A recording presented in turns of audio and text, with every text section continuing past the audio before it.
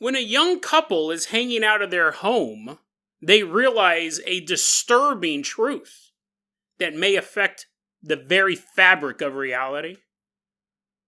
And then we travel to El Salvador to take a look at a bizarre story that took place back during the El Salvador Civil War. When a group of soldiers are out on patrol looking for militia groups hiding in the jungles, they have no idea they're about to encounter an enemy out of a fairy tale. Today on Dead Rabbit Radio.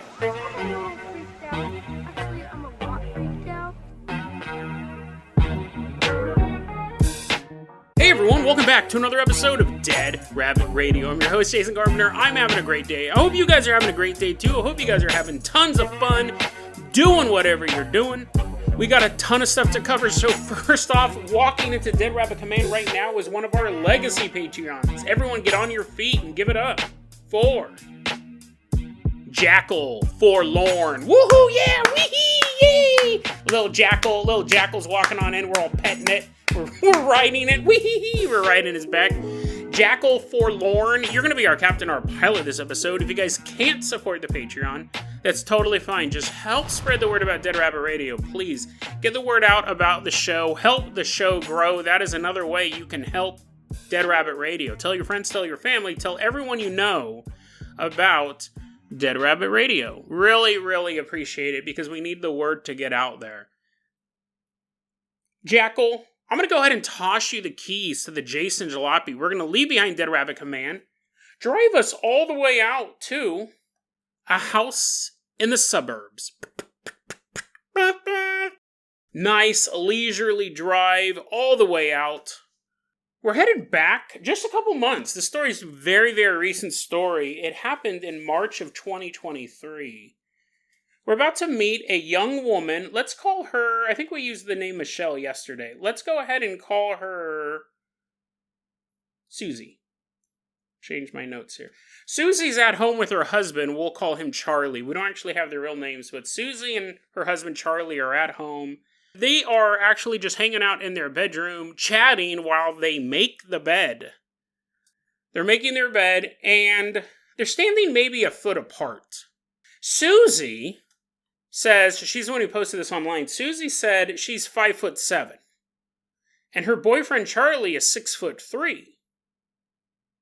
But while they're making this bed, Susie looks over at Charlie, and they are eye to eye. Susie realizes that Charlie is now 5'7". She goes, I didn't actually watch him shrink. I didn't see him go whoom, and to become my height. I just looked over at him, and he was 5'7". And you could say maybe he was wearing lifts this whole time. Maybe he was wearing those big giant shoes to make him look taller. But again, they've been married. It's not like he had them on all the time. He's showering. He's wearing his shoes. He's 6'3". But she looks over at him. He's 5'7".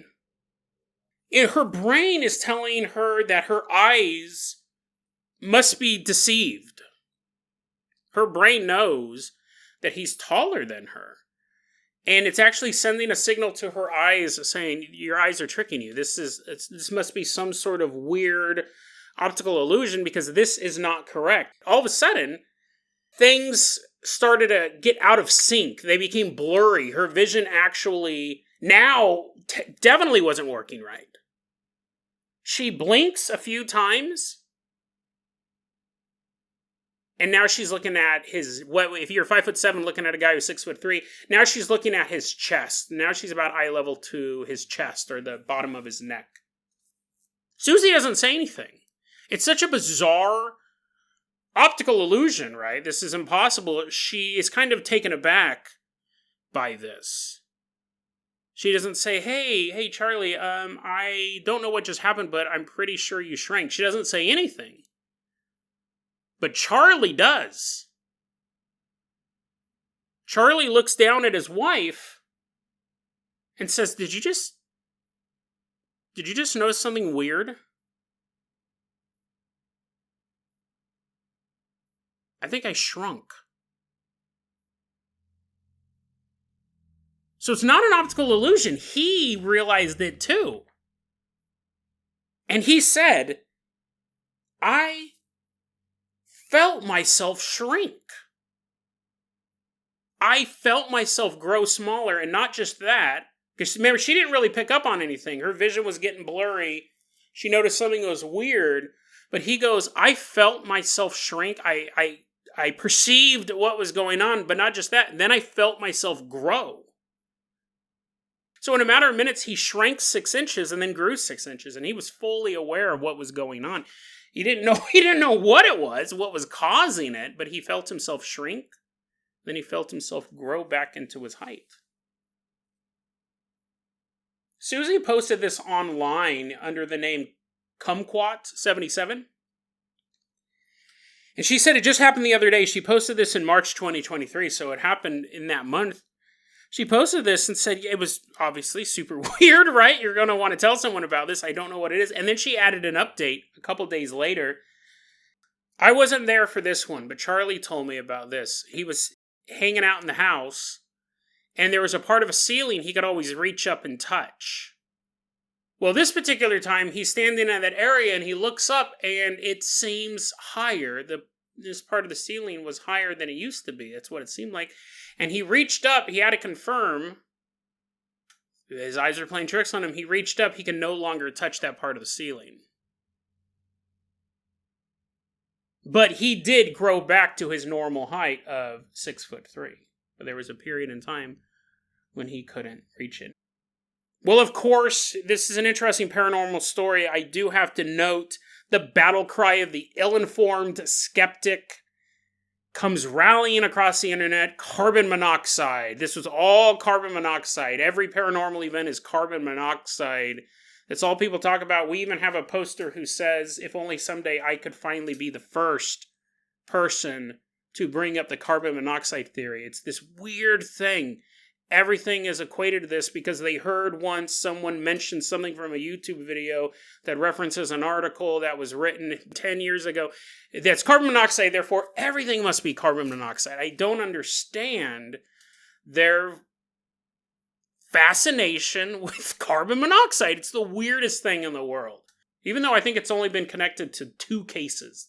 Confirmed 2 cases since the ghosts that were seen in Bible times to now. There's been 2 confirmed cases that I've come across that were carbon monoxide, and one of them was a TEDx presenter saying that it happened to her, which I am dubious at best of that claim. That she said that. Well, I know she said it. I watched the video, but I wouldn't be surprised if she made it up. That was my libelous statement for the week. But I will put that TEDx thing in the show notes.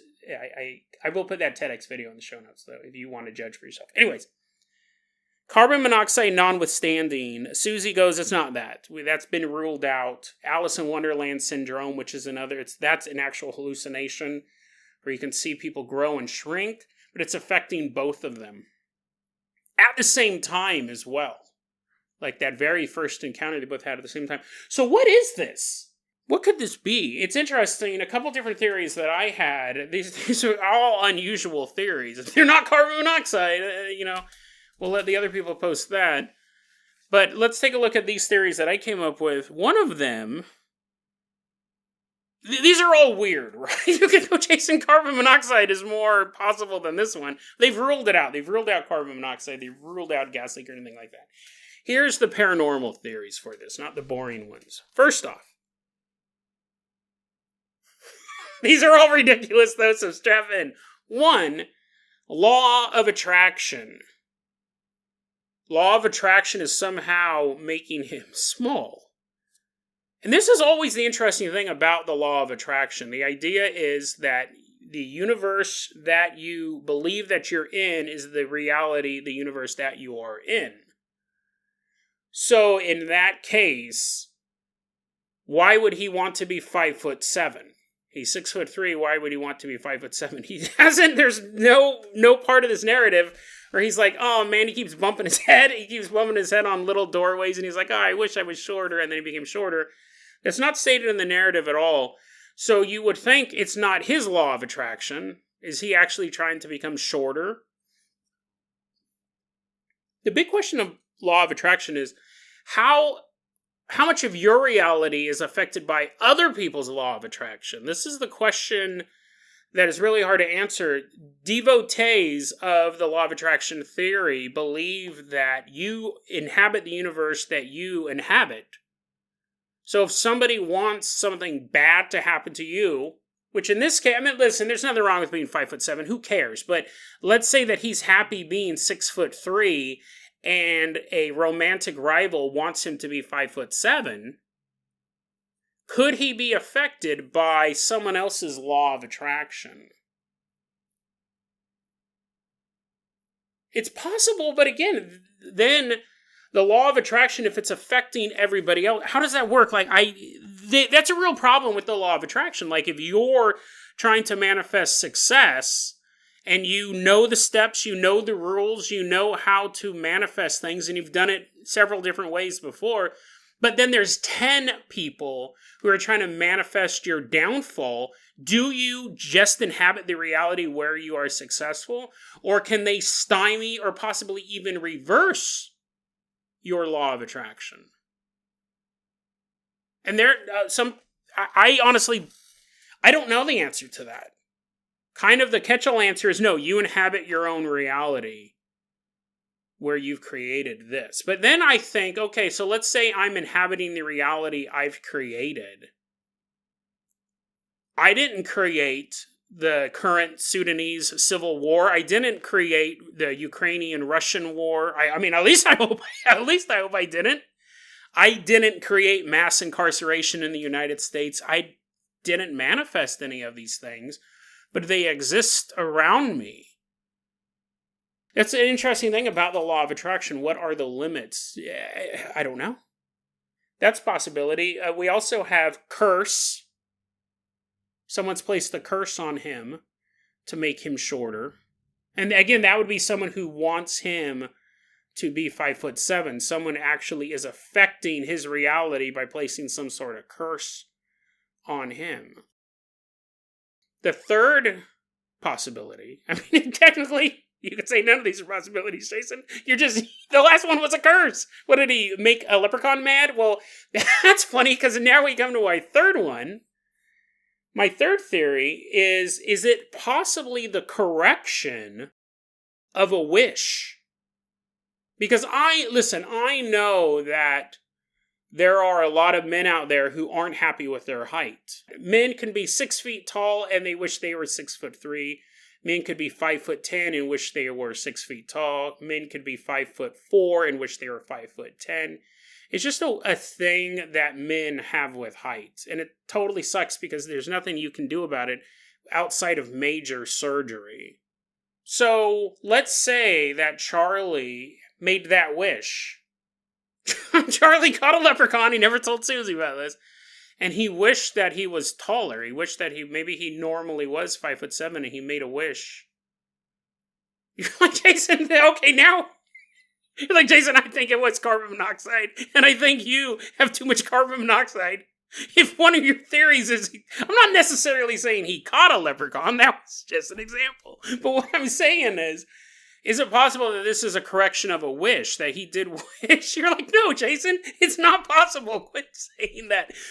Is it possible that he made a wish and he got taller and now it's resetting it back to his default height of 5'7"? Listen, I don't know. I'm just asking questions. Can leprechauns melt steel beams? I'm just asking questions. It's unusual to say the least. We just don't know. But here we have this guy changing height. And it's interesting because if you extrapolate this out, it's disturbing. Not because he's getting shorter, but because there are certain things that we hold to be true about reality. And one of them is, outside of some horrendous accident, life moves at a fairly slowly predictable pace. What if you woke up tomorrow and you were 450 pounds for 10 minutes? And then you went to not be 450 pounds. It's a little inconvenient, to say the least. I mean, obviously that would be the most dramatic example. People are like, what in the world just happened? Your clothes rip off. That would be, let's say it happened, let's say it didn't happen with any witnesses around, because otherwise you would be all over the internet. Someone would videotape you being like, why am I so big all of a sudden? And then you just shrink. And you're like, oh, I guess I panicked for nothing. Let's say you're at home. You're not making your bed. You're just standing there looking at your sheets, and you're like, yeah, that's good. And then all of a sudden, you are 450 pounds. Like, that would blow your mind. It would probably honestly break your skull open, but you wouldn't know how to deal with that. And now you turn back to your normal size. You're like, oh, I'm normally 449 pounds. You don't even notice it. You're like, I'm okay with this too. Now all of a sudden you're 450 pounds for 10 minutes and you have no idea what could have possibly happened. And then you go back to being your normal weight. How could you even process that? Like, even after it's over with, how could you come to grips with the fact that at any point now, isn't that the plot of The Nutty Professor, now that I think about it? At any point, your physical form could change. It just boggles the mind. Like, that is there's paranormal events, like seeing a ghost, having a poltergeist make paper clips fly around your head. I would even argue being visited by aliens or having a demonic encounter, while those are on the danger scale higher than hearing your name called by your mother's voice from inside your closet. Even the alien and demon thing is more dangerous than that. Your physical form changing rapidly is just mind-breaking.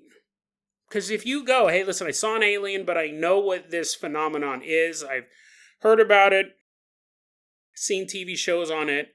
There's a demon. My house is infested by demons.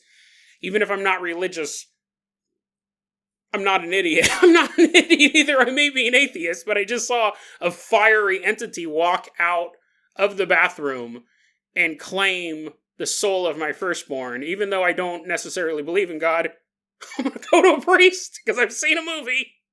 I've seen several movies about demons. I'm going to believe in God just long enough to get this demon out of my house. You're not an idiot. But if your body rapidly changed size, height-wise, weight-wise, any sort of body changes that happen rapidly and then return, you would wonder, what is the real me? Am I really 450 pounds? Or am I really this weight? Am I really 6'3" or 5'7"? And there's no one to consult on this. There's no priest, there's no textbook, there's no episode of the X-Files, as far as I know, that could give you any bit of insight. And anyone you talk to would tell you, oh, did you check your carbon monoxide detector? And it would break your reality because you would wonder, what is the real me? Even if it never happened again, that would be one of those experiences that I think would deeply affect you far more than seeing the ghost of a little girl hiding behind your couch late at night. Like, that's creepy, but it's not as creepy as things rapidly happening to your own body, and it's not perception either, like you're actually shorter, you're actually fatter. Very, very weird story, and I think the implications are quite grim. Jackal Forlorn, let's go ahead and toss you the keys to the Carpentercopter. We are leaving behind this household. Everyone get on board. We're headed all the way out to El Salvador.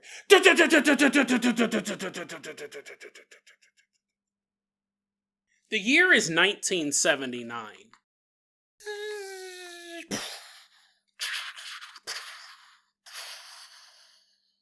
Billowing smoke coming from towns all over the country. 1979 is the year that the Salvadoran Civil War began. This is where we had the government of El Salvador, backed by the United States, was fighting rebel groups backed by the Soviet Union and Cuba. This was all during this Cold War era where communism and capitalism were fighting, but they weren't fighting in their own countries. They were having proxy wars everywhere. We're about to meet this guy. His name is Jimmy. Well, his name's actually Jimmy. Jimmy's the name we're going to give him. We don't have his real name. But he was a member of the military, of the El Salvadoran military, when the Salvadoran Civil War started. Which would suck, right? I had a buddy, Josh, who joined the Navy, and he's like, this will be pretty cool. I'll get paid to be on a boat, and then I'll get some job training, I'll get my college paid for, I'll do all this, will be pretty chill. And then 9/11 happened. He, joined up, I think it was the year before, I think he joined up in 2000. He's like, this will be pretty chill, right? I'm going to join the Navy. And then all of a sudden, the war on terror begins, and he's like, okay, I didn't think this was coming. I didn't know that I might actually be engaged in warfare. That's what happens sometimes. Jimmy's in the military, all of a sudden, he's fighting his fellow countrymen. And on this particular day in 1979, he's sent out on patrol with 6 other soldiers into the jungles to locate militia groups that may have hideouts out there. And he said, we're on patrol, we got our commander, there's me, and then there's 4 other people. We're walking through the jungle, we're looking for any sort of evidence that there's militia groups out here, and we are on patrol for hours. We're walking through the jungle. And suddenly, boom. Boom. Boom.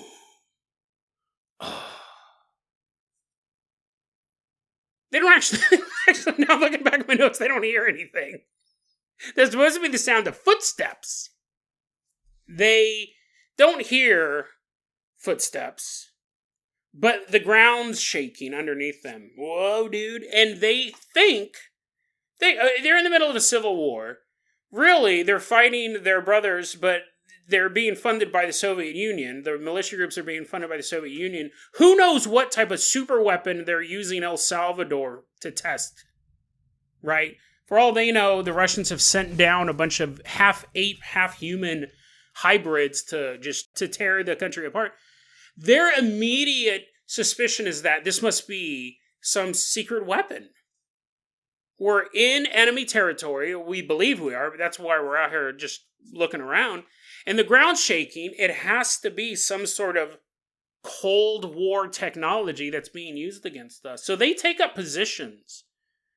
They get behind trees and they get ready to confront whatever could possibly be coming their way.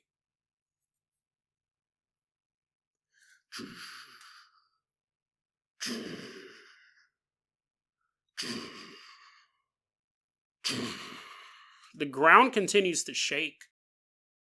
And Jimmy, he looks out. He's, they're kind of in hiding just to be safe. Okay, they have no idea what's coming through the jungle. And Jimmy kind of pops his head out to see. You'd be kind of curious. You're like, what is going to kill me?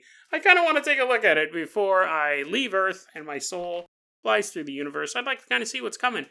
Jimmy said that he looked up. And this is an interesting story because I'm trying to get a perspective of it.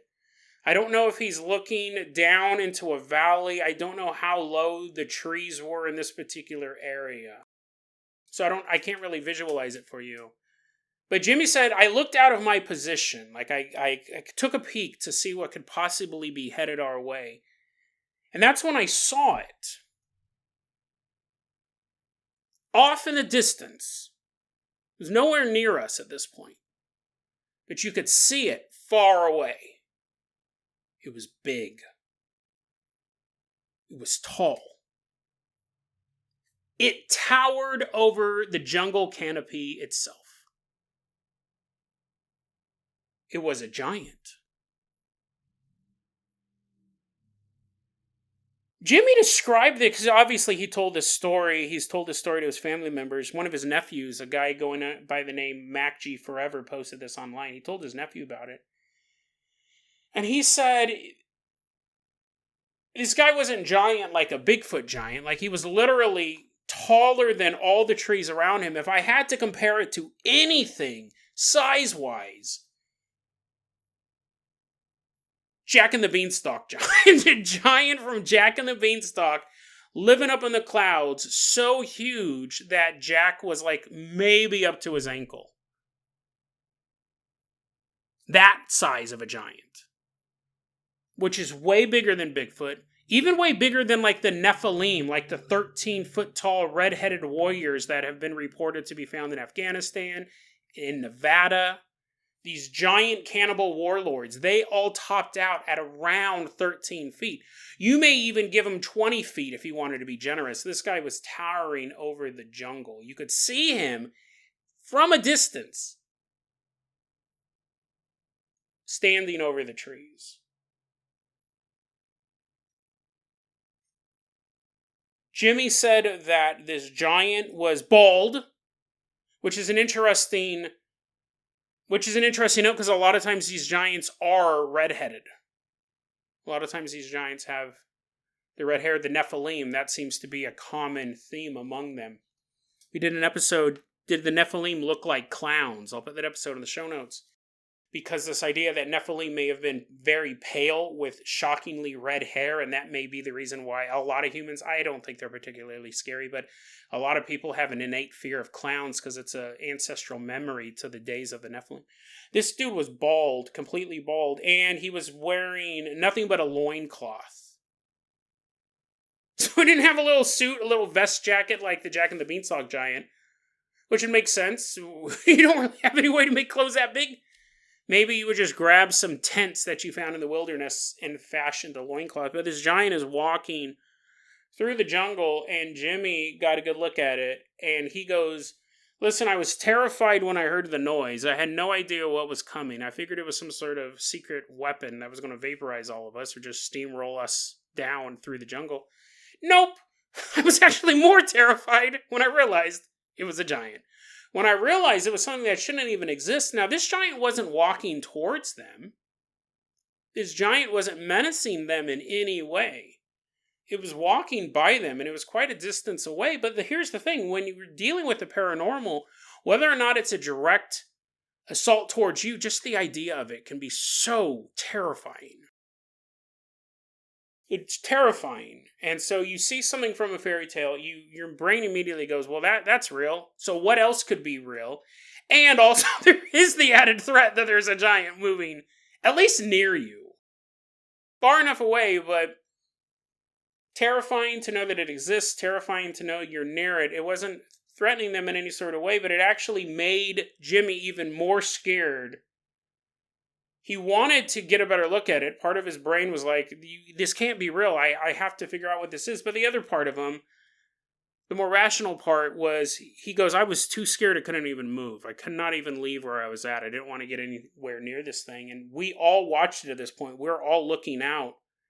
And we can, all six of us, see this giant moving through the jungle. And then after they feel like the threat has passed, right? It wasn't walking towards them, but it was walking relatively near them. We don't have an exact, like, how many yards away it was or anything like that. I wish we did have some more information like that. But after the giant had moved past their area, once they figured they weren't in danger, they began discussing what they had seen. Because obviously, this is not something that you can't go back in town and talk about it. People would think you're nuts. You have to talk about it first, really, to the people who are, did you just see that? Yeah, dude, that was like a giant.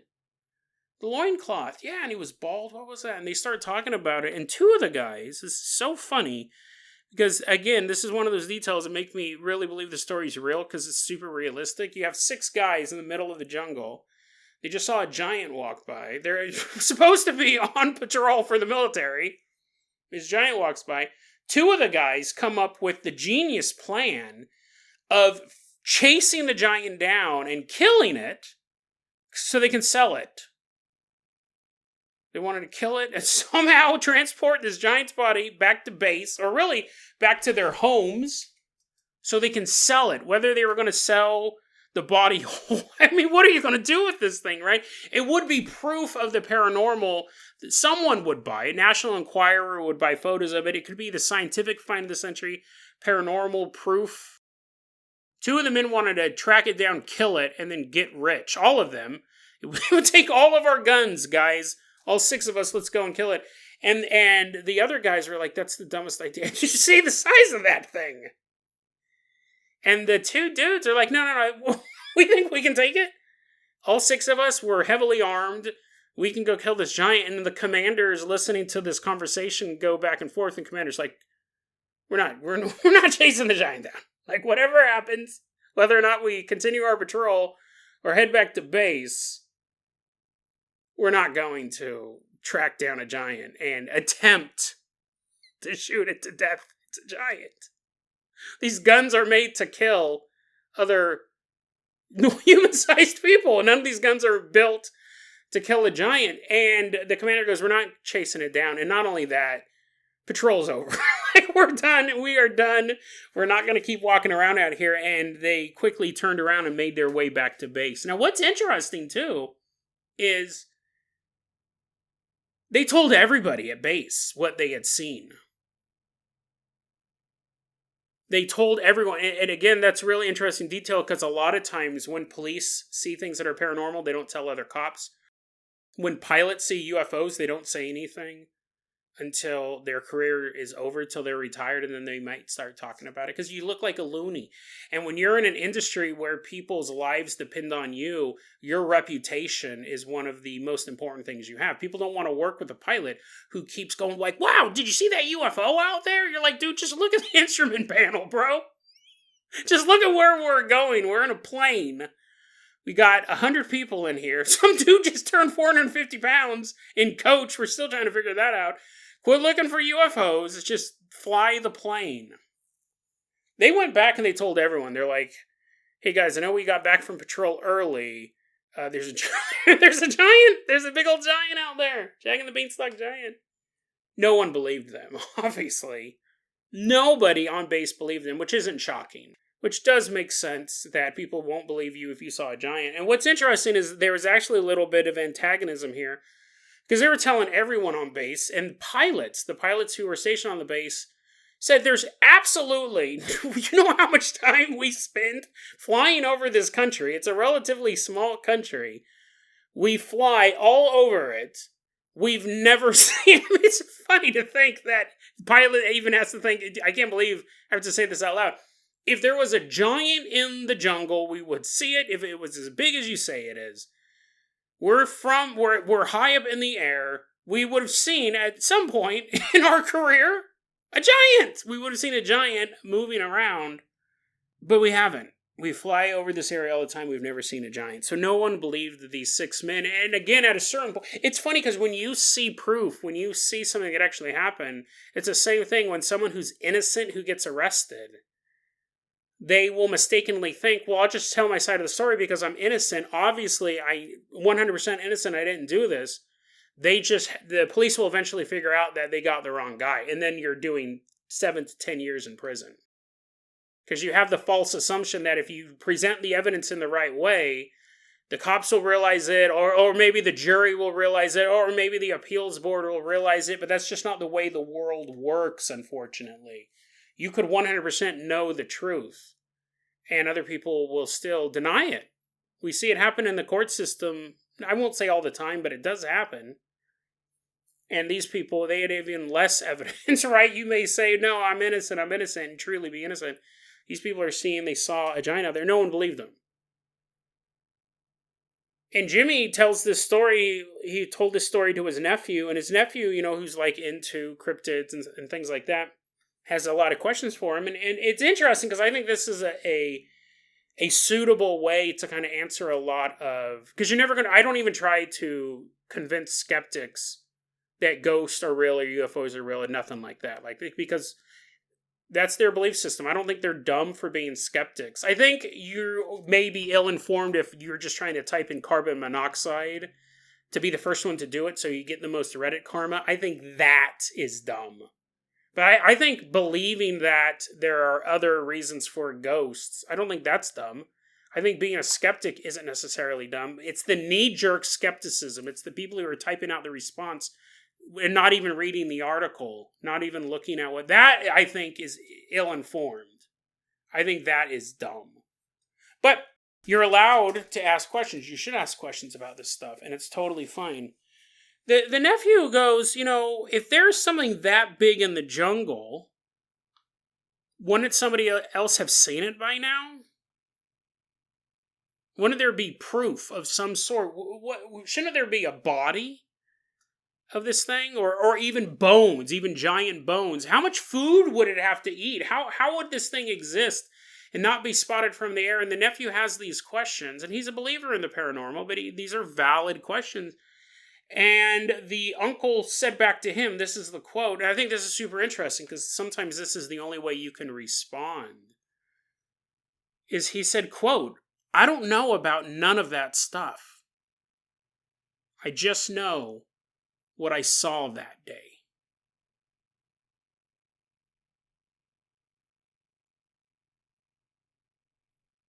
It's true. World of the Paranormal may leave no evidence. It may leave negative evidence.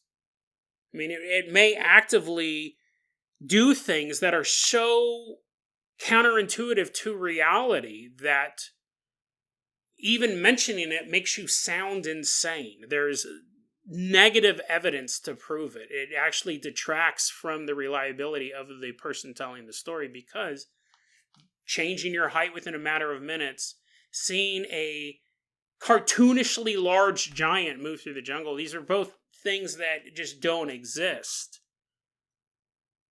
You can have all these questions about the life cycle of a giant, why no one else has seen it, why there's no evidence, why there's not a giant loincloth.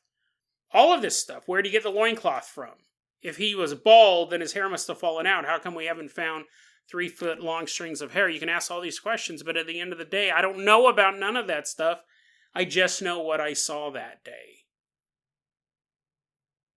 I just love that answer, because sometimes when you experience the paranormal, that's the only answer you got.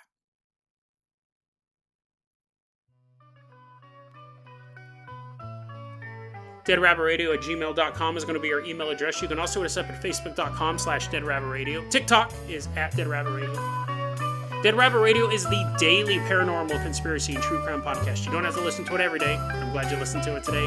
Have a great one, guys.